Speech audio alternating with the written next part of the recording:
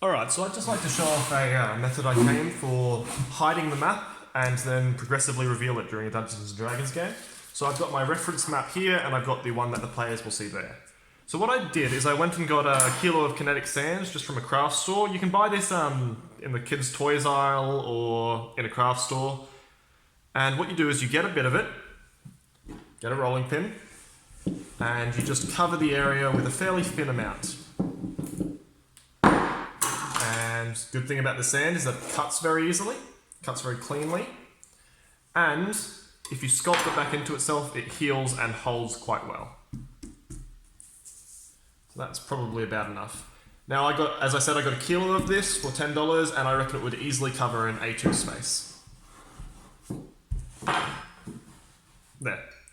So you could just leave it at that. I like having the edges being really clean cut, so that the players can see the shape of the house as they play. Just so they can be confident that they're not like missing a room. Because if you were actually in a house, you'd kind of get a feel for the shape of it, and you'd understand if there was a large chunk of the space that you hadn't explored. There, so very easy to prep. You can do it beforehand, or you can just call a little bit of a break. Players can go to the bathroom, and then you can set this up for the next area.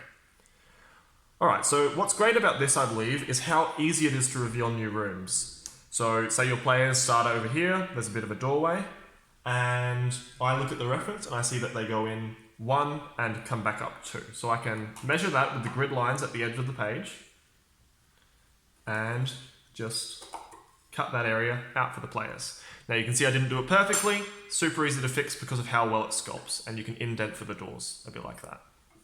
Okay, so I'll do a couple more examples. Next one is 3 in and 2 deep, so it lines up here. Super easy to take away. Really makes the space clear to players. And for this next room, I think it's a good example because there's an element, it's a bit hard to see on this, but there's an element here from one of these rooms, so you can't just cut the space out, but you can very easily just leave that bit in there. There we go, and you can see that that leaves this little bit of stuff from the other room covered. Again, you can pick it up with your hand, pick up other chunks, and we can shape this room for doorways. So you see the whites are the doors here, so I can just indent for those.